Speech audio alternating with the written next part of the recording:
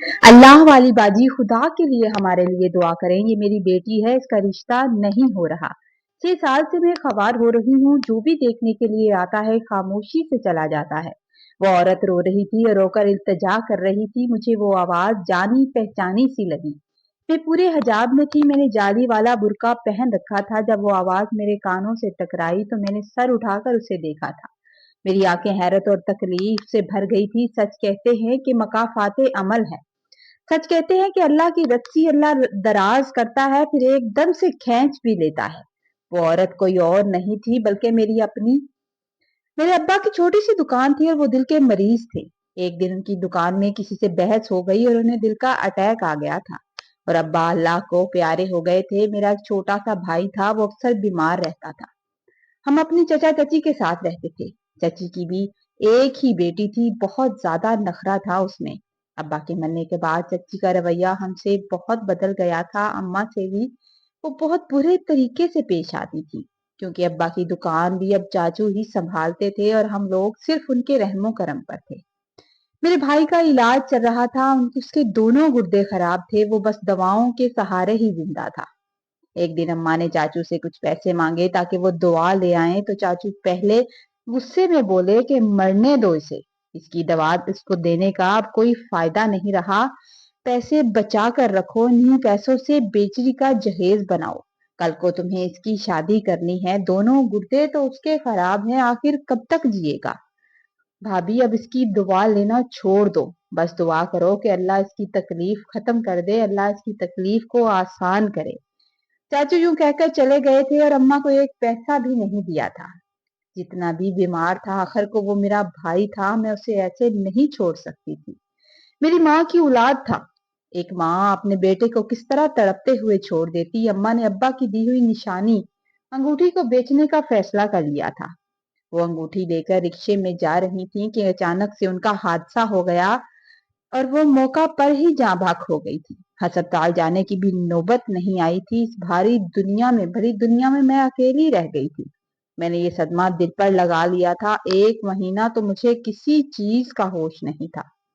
चाचू भी आकर मुझे समझाते थे, कई बातों की दलीलें देते थे। मैं चुपचाप उनकी बातें सुन लेती थी, मगर आगे से कोई जवाब नहीं देती थी। पहले तो चाची भी कुछ नहीं कहती थी, अब तो वो भी बातें सुनाने लगी थी कि महारानी, अब कमरे से बाहर निकलो, घर का कोई काम किया करो, ऐसे तो तुम हराम खोर हो जाओगी, हड हराम हो जाओगी। किसी के पल्ले भी तो बांधना है तुम्हें। वो खुद अपनी बेटी को वो घर का कोई काम नहीं कहती थी, फिर भी मैं घर का सारा काम करने लगी थी और घर के काम के साथ साथ मैं नरगिस के नखरे भी उठाती रही।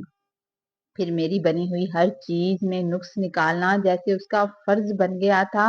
मैं कुछ भी बनाती, वो बस नुक्स निकालती थी। अम्मा के मरने बाद चाचू का रवैया मेरे साथ कुछ बेहतर हो गया था। कभी कभी वो मुझे कुछ ला देते थे जो मुझे चाहिए होता था, जबकि चाची की तेज अकाब जैसी नजर उसी वक्त मुझ पर रहती थी जब वो मेरे पास से चले नहीं जाते थे। मैं और नरगिस अब दोनों जवान हो गए थे। चाची ने नरगिस के लिए रिश्ते देखना शुरू कर दिए थे। अक्सर रिश्ते वाले आते थे तो वो मुझे पसंद कर लेते थे। उनके जाने के बाद चाची मुझ पर हाथ उठाती कि अब तुम सामने नहीं आओगी। फिर जब भी कोई नरगिस को देखने आता था, मैं चुप जाती थी और सामने नहीं आती थी। मैं अपने कमरे तक महदूद रहती थी। नरगिस रोजाना शाम को मगरिब के बाद छत पर चली जाती थी। 2-3 घंटे वो वहीं गुजारती थी। चाची ने कभी भी जाकर नहीं देखा था कि वो वहां क्या करती है। एक दिन जब मैं कपड़े उतारने गई तो मैंने देखा कि वो किसी लड़के से बातें कर रही थी। मुझे देखकर भी वो डरी नहीं। जब मैं वहां से वापस आने लगी तो उसने मुझे बुलाया, बुलाकर कहने लगी कि अपना मुंह बंद रखना, मेरा पता है ना, मैं ये मुंह तोड़ भी सकती हूँ अगर खुला तो। मैं खामोशी से नीचे आ गई थी। मेरे बोलने का कोई फायदा नहीं था। अगर मैं ये बात चाची को बताती भी तो नरगिस से ज्यादा मुश्किलात मेरे लिए पैदा हो जानी थी। पहले तो नरगिस मेरे खिलाफ रहती थी, फिर चाची को भी मौका मिल जाना था मेरे खिलाफ बातें करने का। मैं खामोश रही, मैंने किसी को कुछ नहीं बताया।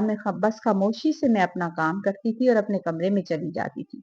एक दिन जब रात को मैं पानी पीने के लिए निकली तो मैंने देखा कि वो लड़का नरगिस के कमरे में जा रहा था। ये देखकर मैं हैरत में डूब गई थी कि अब बात यहाँ तक आ पहुंची है, नरगिस ने उसे घर में भी बुला लिया है। मैं चुपचाप अपने कमरे में चली गई थी और इस बात का भी जिक्र मैंने किसी से नहीं किया था, क्योंकि मैं जानती थी इन लोगों ने मेरी बात का यकीन नहीं करना। अब अक्सर रात को ऐसा होने लगा था। एक दिन रात को चाचू उठे तो उन्होंने उस लड़के को देख लिया था और घर में शोर मच गया था। जब मैंने शोर की आवाज सुनी थी तो शोर की आवाज सुनकर मैं कमरे से बाहर निकली। मुझे देखकर नरगिस कहने लगी, ये लड़का यहाँ मेरे लिए नहीं आता अब्बा, ये लड़का फातिमा के लिए आता है। मैं ये बात सुनकर दंग रह गई और नरगिस की तरफ देखने लगी। चाचू ने मेरी तरफ देखा। वो लड़का जल्दी से बोला, हाँ मुझे फातिमा ही ने बुलाया था।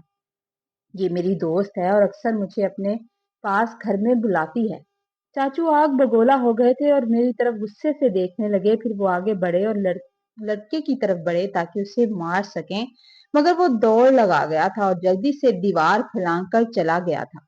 मगर जाते जाते वो मेरा जीना और मुश्किल कर गया था। चाचू ने मेरे मुंह पर जोर से थप्पड़ मारा था। मैंने बहुत दफा दुहाइयां दी कि मैं उस लड़के को नहीं जानती। फिर मैंने कहा कि नरगिस उसे रोज छत पर मिलती है।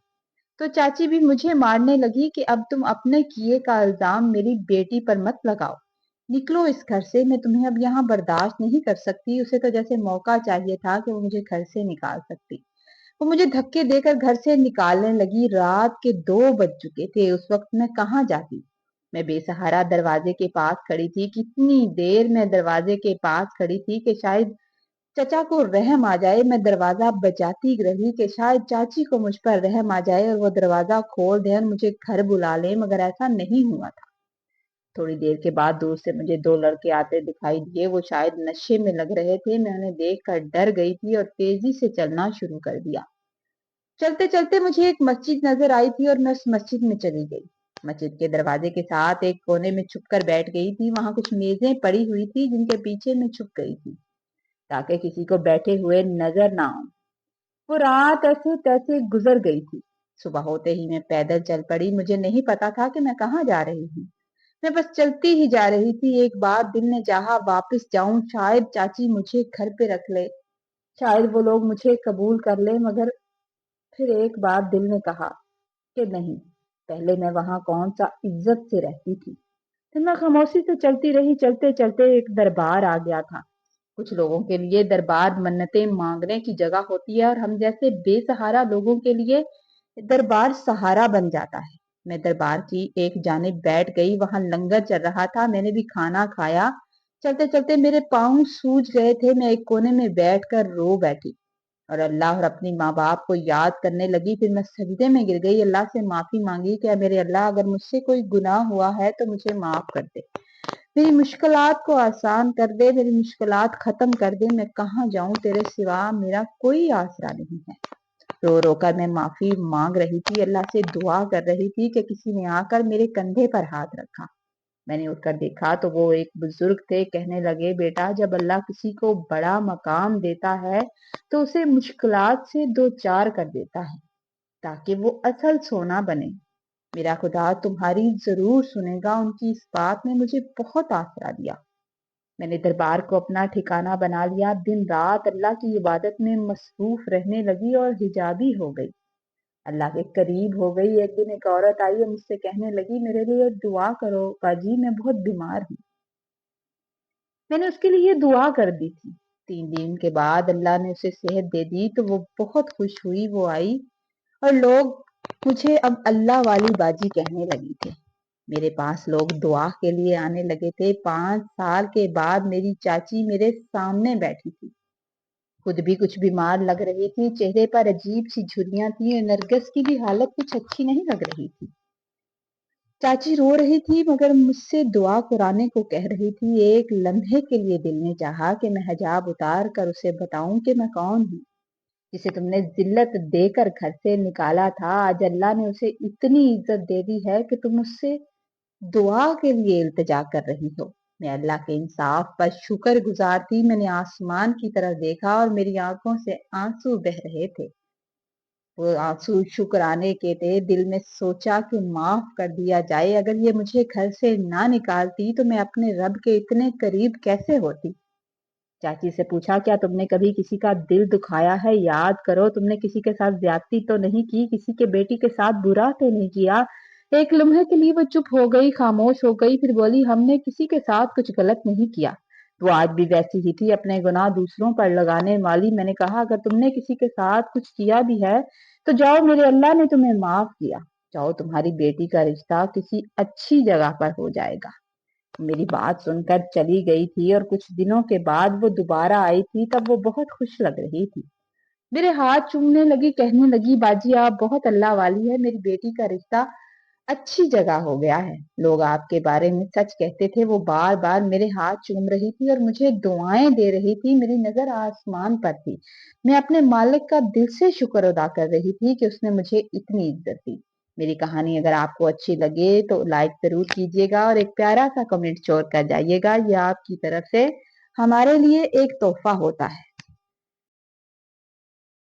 खुश रहें, आबाद रहें अपनी फैमिली के साथ।